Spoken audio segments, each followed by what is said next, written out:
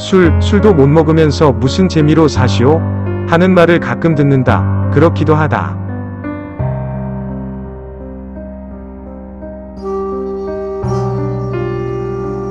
술은 입으로 오고 사랑은 눈으로 오나니 그것이 우리가 늙어 죽기 전에 진리로 알 전부이다. 나는 입에다 잔을 들고 그대 바라보고 한숨 짓노라. 예이츠는 이런 노래를 불렀고 바이런은 인생에 으뜸가는 것은 만취라고 하였다. 예로부터 지금까지 200을 위시하여 술을 사랑하고 예찬하지 않은 영웅호걸, 시인, 묵객이 어디 있으리요.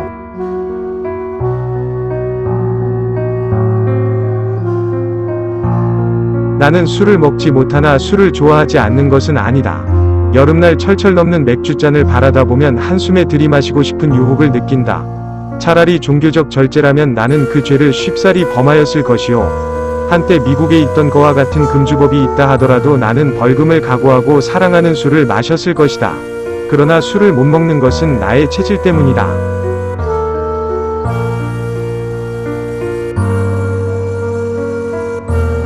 나는 학생 시절에 어떤 카페에서 포도주를 사본 일이 있다. 주문을 해놓고는 마실 용기가 나지 않아서 들여다보고만 있었다. 술값을 치르고 나오려니까 여급이 쫓아나오면서 왜 술을 안 마시고 그냥 가느냐고 물었다. 나는 할 말이 없어서 그 술빛을 보느라고 샀던 거라고 하였다. 이 여급은 아연한 듯이 나를 쳐다만 보았다. 그 후 그가 어떤 나의 친구에게 이상한 사람이었다고 내 이야기를 하더라는 말을 들었다.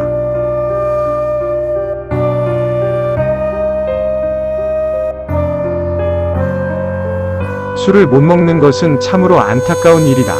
우울할 때 슬픔을 남들과 같이 술잔에 잠겨 마시지도 못하고 친한 친구를 타향에서 만나도 술 한잔 나누지 못하고 헤어지게 된다. 피선생이 한잔할 줄 알면 얼마나 좋을까? 이런 소리를 들을 때면 안타깝기 한이 없다.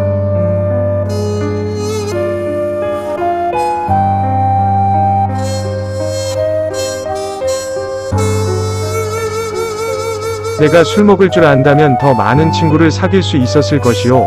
탁 터놓고 내냐 할 친구도 있을 것이다. 집에서도 내가 늘 맑은 정신을 갖고 있으므로 집사람은 늘 긴장해서 힘이 든다고 한다. 술 먹는 사람 같으면 술김에 아내의 말을 듣기도 하지만 나에게 무엇을 사달래서 안 된다면 그뿐이다. 아내는 자기 딸은 술 못 먹는 사람에게는 절대로 시집 보내지 않겠다고 한다. 아이들도 내가 다른 아버지들같이 술에 취해서 집에 돌아오기를 바란다. 술에 취해서 돌아오면 무엇을 사다 주기도 하고 돈도 마구 주고 어리광도 받아준다는 것을 알기 때문이다.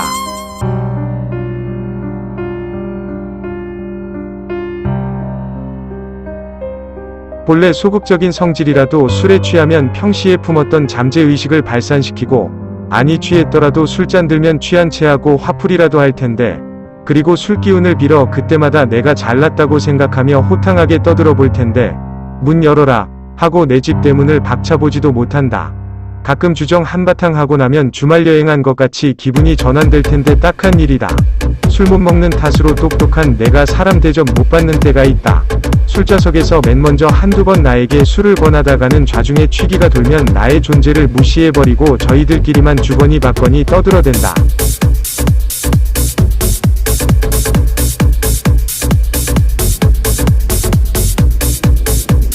유행 인정 있는 사람이나 끼어 있다면 나에게 사이다나 코카콜라를 한 병 갖다 주라고 한다. 시외 같은데 단체로 갈 때 준비하는 사람들은 술은 의뢰 많이 사도 음료수는 전혀 준비하지 않는 수가 많다. 간 곳이 물이 없는 곳이면 목매인 것을 참고 밥을 자꾸 씹을 수밖에 없다. 술을 못 먹기 때문에 경제적으로도 큰 손해다. 회비제로 하는 연애라면 그 많은 술에 대하여 억울한 부담을 하게 된다. 공수리는 못 먹고 신세만 뛴다. 칵테일 파티에는 색색의 양주 이외에 주스가 있어 좋다.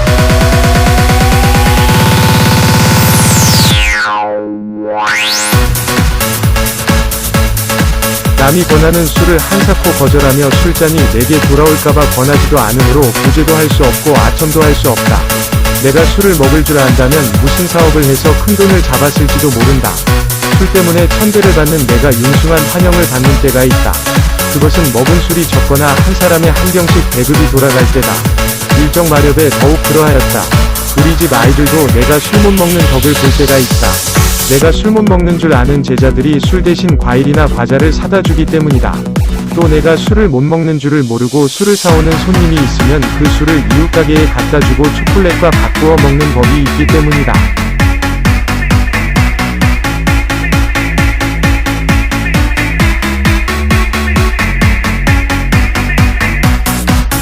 병신으로 지내는 내 친구 하나가 여성들에게 남달리 흥미를 많이 갖는 거와 같이 나는 술에 대하여 유달리 호기심을 가지고 있다. 찹쌀 막걸리는 물론 거품을 풍기는 맥주, 빨간 포도주, 한이 소리를 내며 터지는 샴페인, 정식 만찬 때 식사 전에 마시는 술, 이런 술들의 종류와 감정법을 모조리 알고 있다. 술에 관한 책을 사서 공부를 하기 때문이다. 나는 술 자체뿐이 아니라 술 먹는 분위기를 즐긴다. 비오는 저녁 때의 선술집, 삼양이나 대하 같은 고급 요리집, 눈 오는 밤 뒷골목 오뎅집, 젊은 학생들이 정치, 철학, 예술, 인생, 이런 것들에 대하여 만장의 기염을 토하는 카페, 이런 곳들을 좋아한다. 늙은이들이 새벽에 찾아가는 해장국집도 좋아한다.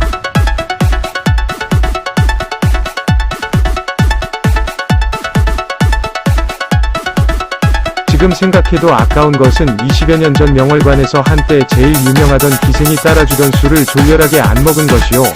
한번 어떤 미국 친구가 자기 서재장 안에 비장하여 두었던 술병을 꺼내어 권하는 것을 못 받아 먹은 일이다. 내가 이 세상에서 지금까지 먹을 수 있는 술을 안 먹은 것, 앞으로 먹을 수 있는 것을 못 먹고 떠나는 그 분량은 참으로 막대한 것일 것이다. 이 많은 술을 내 대신 다른 사람이 먹는 것인지 또는 그만큼 생산을 아니 하게 되어 국가 경제에 큰 도움이 되는지 궁금할 때가 있다.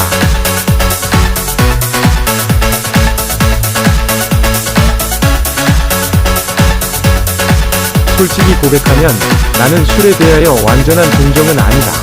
내가 젊었을 때 어떤 여자가 나를 껴안고 내 입을 강제로 벌려 술을 퍼부은 일이 있다. 그 결과 내 가슴에 불이 나서 의사의 왕진을 청하여 오게끔 되었었다. 내가 술에 대하여 이야기를 쓰려면 주호, 수주의 명정 40년보다 더 길게 쓸 수도 있지만 유맨 승정이 그의 신사론에 말씀하시기를 신사는 자기 자신에 대하여 너무 많이 이야기하지 않는 법이라고 하셨기 때문에 더 안 쓰기로 한다. 나는 술과 인생을 한껏 마셔보지도 못하고 그 빛이나 바라다 보고 기껏 남이 취한 것을 구경하면서 살아왔다.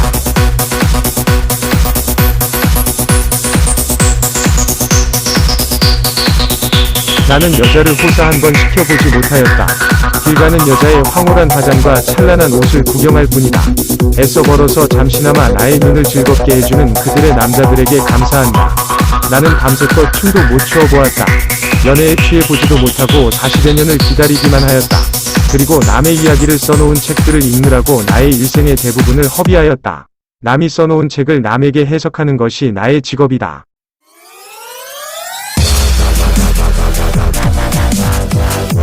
남의 세방살이를 하면서 고대광실을 소개하는 독서방 영감 모양으로 25에 죽은 키츠의 엔디미온 이야기를 하며 그 키츠의 죽음을 조상하는 셸리의 아도니스 같은 시를 강의하며 술을 못 마시고 산다.